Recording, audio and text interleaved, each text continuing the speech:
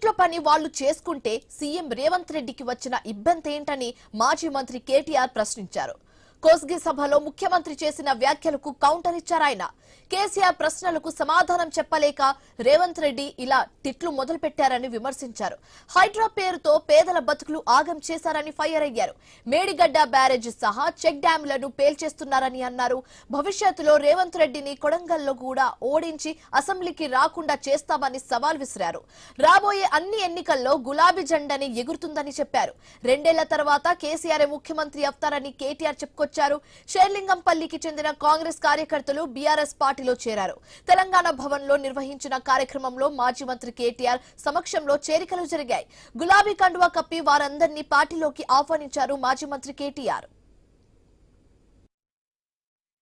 ఆంధ్రప్రదేశ్ కలిసి ఉండే నేను గుంటూరులో చదువుకున్నా మళ్ళీ హైదరాబాద్లో చదువుకున్నా, పూనాలో చదువుకున్నా, అమెరికాలో చదువుకున్నా, నేను ప్రపంచం అంతా చదువుకున్నా. నీ లెక్క చదువు సందే లేకుండా తిరగలేదు. అరే ఆంధ్ర అంటే మరి ఆంధ్ర వాళ్ళ ఓట్లు కావాలి, ఆంధ్ర వాళ్ళ చుట్టూ తిరగాలి. కానీ మళ్ళీ ఆంధ్రాని మాత్రం నేను పోయి చదువుకుంటే నీకు నచ్చినది. ఇక మాట్లాడతాడు ఏమంటాడు, వీడు ఇప్పటికీ అమెరికాలో బాత్రూమ్లు కడుగుతూనే అంటాడు నన్ను. అరే అమెరికాలో నా బాత్రూమ్ నేను కడుక్కున్నా, నీకేం వచ్చింది రాబాయ్, నాకు అర్థం కాదు. ఎవరి ఇళ్ళలో వాళ్ళు బాసాన్లు తోముకుంటే తప్ప, ఎవరి ఇళ్ళలో వాళ్ళు బట్టలు ఉతుకుంటే తప్ప. అట్లా మేము కూడా చదువుకున్నప్పుడు అమెరికాలో ఇంట్లో ఎవడుంటాడు మరి, ఎవరి పనాలు చేసుకోవాలి, ఎవరి గిన్నెలాలు దోముకోవాలి, ఎవరి బట్టలాలు ఉతుక్కోవాలి, ఎవరి టాయిలెట్లు క్లీన్ చేసుకోవాలి. తప్పేమున్నది అలా? దాన్ని పట్టుకొని టాయిలెట్లు క్లీన్ చేసేటోడు. నీ లెక్క సంచులు మోయలే, నీ లెక్క దొంగ పనులు అయితే నేను చేయలే. నీలాగా దొంగలకు సద్దులు కట్టుడు, బ్యాగులు మోసుడు, వాళ్ళ సంకల్ నాకుడు, ఢిల్లీకి పేమెంట్ సీట్లు, పేమెంట్ కోటాలో పైసలు చంచుడు, గవి మాతో కావు.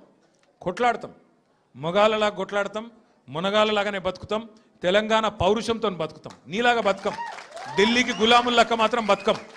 ఢిల్లీకి సంచులు మోసుకుంటా, ఢిల్లీలో పోయి బీజేపీలతో రాసుకొని పోసుకొని తిరుక్కుంటా, జడ్జీల కాళ్ళు పట్టుకుంటా, అయ్యో నన్ను కేసుల లోపల నుక్కకుర్రి అని చెప్పి డైవులు కొట్టుకుంటా, గా బతుకు అవసరం లేదు.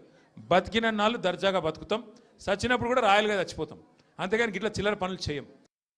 ఏం అడిగిండు కేసీఆర్ గారు మొన్న? ఏమయ్యా పాలమూరు ప్రాజెక్ట్ని ఎందుకు పండబెట్టినామని అడిగిండు.